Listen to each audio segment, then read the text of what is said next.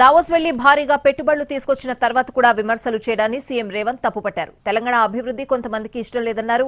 అలాంటి వారు ఊరుకుంటే మంచిదని సలహా ఇచ్చారు. కానీ కడుపు మంటతో విమర్శలు చేయొద్దని సూచించారు. మీకు అఫీషియల్ గా మా ప్రతినిధులకు చెప్తాను. ఈ టోటల్ అఫీషియల్ డాక్యుమెంట్ మీకు రిలీజ్ చేస్తాం. ఏ సంస్థ నుంచి ఎన్ని వేల కోట్ల రూపాయలు ఒప్పందం చేసుకున్నాము. ఈ ఒప్పందాలను మా నుంచి సేకరించడం కాకుండా ఆ సంస్థల నుంచి మీరు క్రాస్ చెక్ చేసుకోండి. నిజంగానే ఈ సంస్థలు మీరు తెలంగాణ రాష్ట్ర ప్రభుత్వంతో ఒప్పందాలు చేసుకున్నారా, భవిష్యత్తులో మీరు తెలంగాణ రాష్ట్రంలో పెట్టుబడులు పెట్టదలుచుకున్నారా అని మీరు కనుక్కోండి.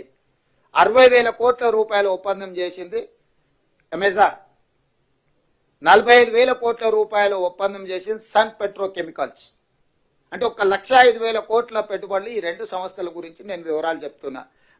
ఈ పెట్టుబడులు ప్రభుత్వము విధి విధానాలు మేము వెళ్ళి ఆకర్షించి పెట్టుబడులు తేవడంతో అరే వాళ్ళు ఎట్లా ఆకర్షిస్తారు, నేను పోయినప్పుడు ఎవరు రాలేదేంది, ఇప్పుడు వీళ్ళు పోగానే ఇంతమంది వస్తున్నాయింది, ఇన్ని పెట్టుబడులు వస్తున్నాయిందని ఈ అటెన్షన్ సీకింగ్ డిజార్డర్ అనే జబ్బుతోని ఒక ఆయన బాధపడుతుండు, ఇంకొక ఆయనకు మద్దతు ఇస్తుండు. ఇక ఇక ఆ సమయం అది మీరంతా ఏం చేస్తారు. అందుకే మీకు చెప్తున్నా జబ్బు ఉందని. అసలు పెట్టుబడులు వస్తున్నాయంటే మీకు ఒకవేళ సంతోషం వ్యక్తం చేయడానికి ఇష్టం లేనప్పుడు మౌనంగా ఉండండి. ఈ అక్కస ఎందుకు, అసూయ ఎందుకు, కడుపులో మంట ఎందుకు? కాబట్టి మీరు కూడా ఏమంటున్నారంటే ఇట్లా మాట్లాడే వాళ్ళను కొంత నియంత్రించండి. ఎక్కడైనా మీకు తెలిసిన డాక్టర్లు ఉంటే చూపించండి, వాళ్ళకు వైద్యం చేయించండి. ఏమైనా ఎక్కువ తక్కువ అయితే సీఎం రిలీఫ్ ఫండ్ అని ఇద్దాము. ప్రెస్ మీట్ పెట్టిందే పత్రం, ఒప్పందాలు చేసుకునే శ్వేతపత్రాలు. ఇక మళ్ళీ కొత్తగా శ్వేతపత్రం ఏంది? ఆ శ్వేతపత్రం అనే పదం తెలుసా ఆయనకు?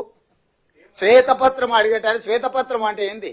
White paper. వైట్ పేపర్ అంటే ఏంది? డీటెయిల్స్ ఇవ్వడం.